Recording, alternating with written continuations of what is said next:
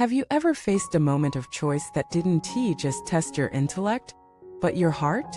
Have you ever wondered why some people, even without much education or fame, radiate a kind of quiet greatness and why others, with success and wealth, still seem restless or empty?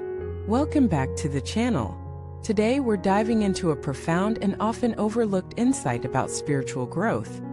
That true cultivation is not just about meditation, not just about chanting or rituals, but about making wise decisions in daily life and developing boundless compassion for others. In this reflection, we'll explore how your choices reveal your wisdom, how your heart reflects your depth, and why the intersection of wisdom and compassion is where true greatness is born. So let us begin not in the abstract, but in your life.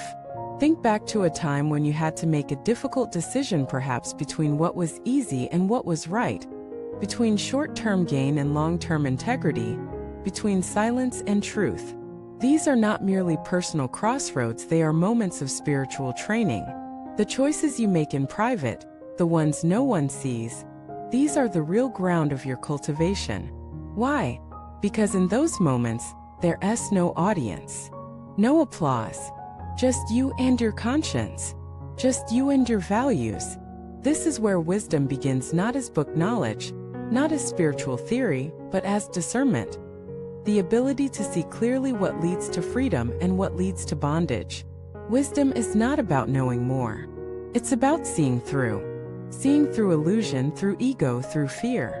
And every choice is an opportunity to practice that seeing. You choose whether to respond with anger or understanding. You choose whether to act from ego or compassion. You choose whether to speak truth or hide behind comfort. Over time, these choices shape your life and your mind. A wise person is not someone who never suffers. A wise person is someone who suffers consciously, who learns from pain, who chooses wisely even when it's hard. And that brings us to compassion. Because wisdom without compassion can become cold, detached, clinical. But when wisdom and compassion walk together, then you have the heart of a sage. Compassion is not pity. It is not rescuing. It is not weakness. Compassion is strength. It is the courage to feel deeply, to care genuinely, to act selflessly. It is the silent power that allows you to see the pain in others and respond not with judgment, but with kindness. When you combine wisdom and compassion, something magical happens. You no longer just avoid harm, you actively do good. You no longer just escape suffering, you help others find relief. You no longer just cultivate peace, you radiate it. In many spiritual traditions, there are essays saying, "Great wisdom leads to great compassion." And the reverse is also true. Those with deep compassion are often the wisest among us. Think of the people you admire most, not for their success, but for their presence.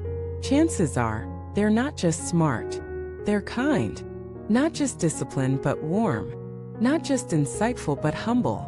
This is the essence of real cultivation.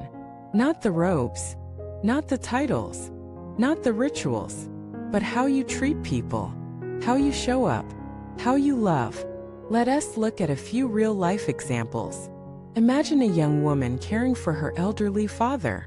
She could place him in a home and be free, but she chooses to stay, to care, to bathe him, to sit with him in silence.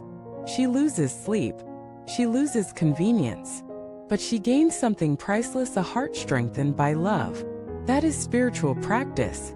Or a man who sees a colleague making a mistake. He could mock or ignore. Instead, he guides gently without shame. That's not just professionalism. That's compassion in action. Or the person who forgives not because they forget, but because they understand, because they see the pain behind the wound, because they choose peace over pride. That's wisdom. And this is where true greatness forms, not in fame, but in the quiet choices that build a life of integrity. So ask yourself now, what are you choosing? Every day, life gives you thousands of small decisions. What to say, how to act, where to place your attention. Are your choices aligned with clarity or clouded by ego? Are they rooted in love or driven by fear? Do they reflect who you want to become or who you've been conditioned to be. The good news is, no matter where you are on your path, every moment is a fresh chance to choose. To pause before reacting, to listen instead of assuming, to give instead of grasp, to forgive instead of fester. This is not about being perfect. It's about being present. It's about learning, growing, returning. You will stumble. You will forget. But the key is to keep returning to wisdom, to compassion, to the deeper part of you that knows what really matters. Their essay Zen saying, before enlightenment, chop wood, carry water. After enlightenment, chop wood, carry water. It means that awakening doesn't change what you do, it changes how you do it.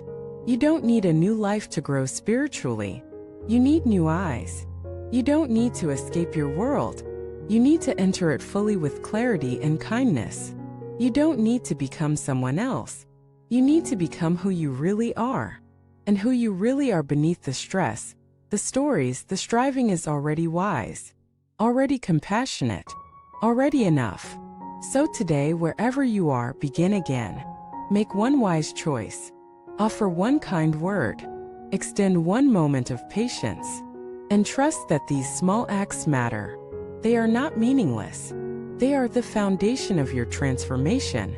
And as you continue, step by step, you will find that spiritual practice is not something you do, it's something you live. Thank you for walking this path with me today. I hope this message reminded you of your strength, your heart, your power to choose. If you've experienced moments when compassion or wisdom changed your life, even in small ways, share them in the comments. Your story may be the light someone else needs today. Please like, subscribe, and share this video if it resonated with you. Let us build a world where spiritual practice is not just an idea, but a living reality. Thank you for watching this video. May your choices reflect your truth, and may your heart grow vast with compassion, one breath at a time.